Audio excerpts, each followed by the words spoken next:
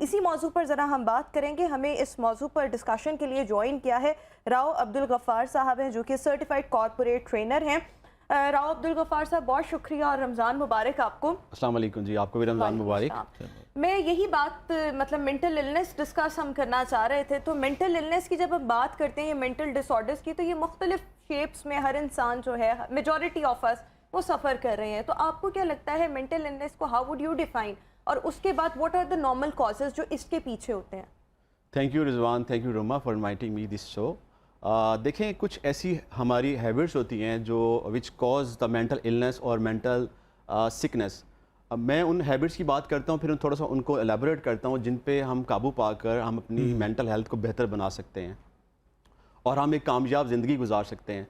सबसे जो बड़ी टॉप ऑफ द लाइन हमारी एक हैबिट है which is growing very fast और जिसको वार फुटिंग पे हमें चेंज करने की ज़रूरत है, वो है excess use of social media. बिल्कुल ठीक है जी।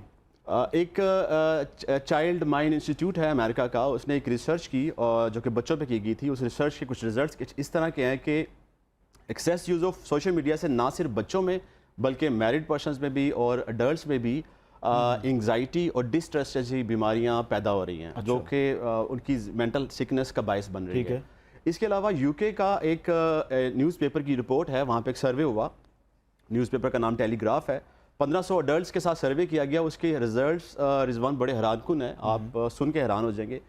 1500 अडल्ट्स लोगों के साथ सर्वे हुआ, उनमें से जो फीडबैक आया वो था 62% लोगों का ये कहना था कि दे फील इन्फीरियरिटी कम्प्लेक्स, वो एक एहसास महरूमी का शिकार हो गए हैं, होते हैं जब क्वेश्चन बने, उससे रिजल्ट्स आए। और 60% लोगों का ये कहना था दे फील जेलसी, यानी जब दूसरे लोगों की अचीवमेंट्स, कोई खाना खाने जा रहा है, कोई गाड़ी पे आ रहा है, बाइक पे जा रहा है, सोशल मीडिया पे तो हम अपने पल पल की खबर जो है वो सोशल मीडिया पर हम दे रहे होते हैं। उससे नुकसान क्या होता है कि लोग एक जेलसी का शिकार होना शुरू होते हैं। जेलसी में भी, और कुछ लोग कॉम्प्लेक्स में चले जाते हैं। एग्जैक्टली। और 30% लोगों का ये कहना था कि they feel lonely and empty, वो बड़ा तन्हा महसूस करते हैं, वो खालीपन महसूस करते हैं because of this excess use. तो हमें करना क्या चाहिए? हमें अगर हम कामयाब तब होंगे जब हम अपना सोशल मीडिया का यूज़ 30 मिनट से कम लेके आएँ पर डे। ठीक है, पर डे 30 मिनट। 30 मिनट से कम लेके आए तो हम बहुत ही कामयाब हो जाएंगे और हमारी मेंटल हेल्थ के लिए बहुत अच्छा है। आज से सबसे पहले इस पे अमल करेगा। जी रोमा, अगर हम बात करें इसकी सेकंड क्योंकि आपको यकीन है कि आप अमल नहीं कर सकती हैं या ये बहुत ज़रूरी है।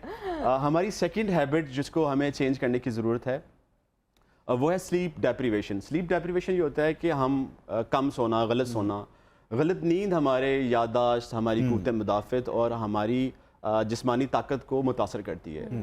मैं आपके साथ एक रिसर्च शेयर करता हूँ। स्लीप हेल्थ फाउंडेशन है ऑस्ट्रेलिया की, उन्होंने रिसर्च की कि डिप्रेशन के जो पेशेंट्स होते हैं जब वो ट्रीटमेंट के लिए जाते हैं तो उस 100 में से 80% लोग कम स्लीप यानी लेस स्लीप लेते हैं, जो जिसकी वजह से डिप्रेशन में जाते हैं। और इसके अलावा इकोनॉमिस्ट एक न्यूज़पेपर है, उसकी एक रिसर्च उसमें पब्लिश हुई। हमारी स्लीप की, नींद की 4 स्टेजेस होती हैं, नंबर 1 और नंबर 2, उसको बोलते हैं light sleep. Number 3rd stage is a delta sleep, which is the first stage of deep sleep. जब डेल्टा स्लीप में हम जाते हैं तो हमारे बॉडी से हमारे सेल्स जो है वो ग्रोथ हार्मोन प्रोड्यूस करते हैं हमारी बोन्स के लिए, हमारे मसल्स के लिए।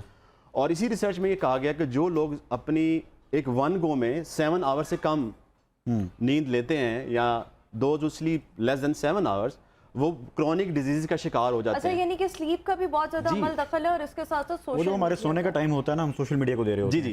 हमारी जो ग्रोथ, लेकिन actually we are short of time, तो मैं चाहती हूँ हम ज्यादा से ज्यादा सवाल करें। एक हम आपसे ये भी करना चाह रहे थे कि अक्सर लोग हम में से ना बहुत ज्यादा ओवर थिंक करते हैं, इतना सोचते हैं कि जो उनका प्रेजेंट मोमेंट होता है उसको भी खराब कर रहे होते हैं। So what are the reasons of overthinking again, and how we can stop this overthinking?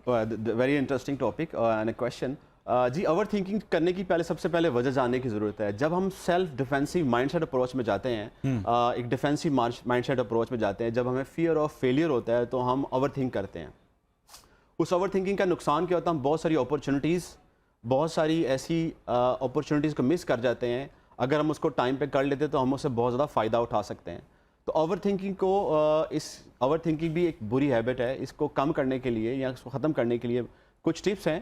वो मैं आप लोगों से शेयर करता हूँ। उन टिप्स पे अमल करके हम ओवर थिंकिंग को बिल्कुल ठीक है। ख़त्म कर सकते हैं। क्विकली टिप्स शेयर कर दें। जी, टिप्स बिल्कुल मेरे पेज पे एक नोट हैं। हम सबसे पहले तो इसकी जो टिप है कि stop thinking about past experience. होता ये कि हम अपने पास्ट एक्सपीरियंस के बारे में सोचते रहते हैं, हर वक्त ज़्यादा सोचते हैं, रिग्रेट करते रहते हैं। उस रिग्रेट की वजह से हम अपने हाल को प्रेजेंट पे काम नहीं करते और हर वक्त उसमें डूबे रहते हैं। थोड़ा बहुत पछतावा ठीक है, लेकिन हर वक्त आप अगर उसमें रहेंगे तो नुकसान होगा। एक बुक है पावर ऑफ नाउ, एक हार्ट टोले की बुक है जिसकी की लेसन ये है कि 90% लोग पेन फील करते हैं अपने माजी या मुस्तकबिल को सोच सोच के। तो ये इसके अलावा और stop trying to perfect on everything, ये एक टिप है।